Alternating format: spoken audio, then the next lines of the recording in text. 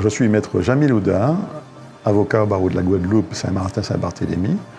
Aujourd'hui, on va parler de la dernière phase de la création d'entreprise, c'est la mise en forme. C'est-à-dire dans quel cadre légal on va exercer son activité.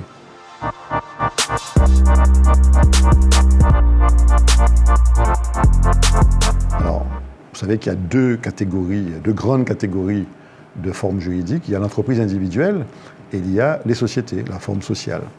Alors, dans le cadre de l'entreprise individuelle, il faut savoir qu'on peut être tout simplement entrepreneur individuel. Donc, on s'inscrit soit, si on est artisan, à la chambre des métiers, si on est commerçant, à la chambre de commerce qui envoie au greffe.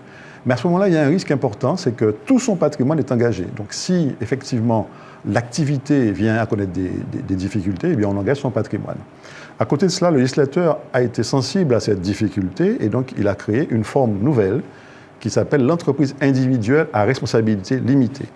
C'est exactement la même chose, mais simplement on peut décider d'affecter à l'activité économique, donc au risque commercial et juridique, une partie de son patrimoine. Ce qui veut dire que le reste n'est pas engagé. Ça, c'est une très bonne chose. Ensuite, il y a le URL, mais qui est une forme hybride. C'est entreprise unipersonnelle à responsabilité limitée. En fait, c'est une société, c'est une SARL avec une seule personne. Donc, à côté de ces formes juridiques qui sont très faciles à mettre en œuvre, c'est vrai qu'entreprise individuelle et entreprise individuelle à responsabilité limitée, il n'y a pas de capital à déposer, il n'y a pas de statut à rédiger, il suffit d'aller s'inscrire à la chambre de commerce. Donc, au niveau facilité, souplesse, c'est très intéressant. À côté de cela, il y a les formes juridiques sociétaires, sociales. Il y en a plusieurs. Il y a la SARL que tout le monde connaît, donc ça veut dire quoi? Ça veut dire qu'on limite son risque à l'apport financier que l'on fait. Donc, comme son nom l'indique, la responsabilité est limitée aux apports. Il y a la société par action simplifiée qui est très utilisée aujourd'hui, parce que c'est une forme qui permet beaucoup de souplesse dans les statuts, parce qu'elle n'est pas réglementée véritablement par la loi, donc ce n'est pas un carcan comme la SARL. Ensuite, il y a la SAS, il y a d'autres formes, mais ce sont des formes qui sont plus complexes.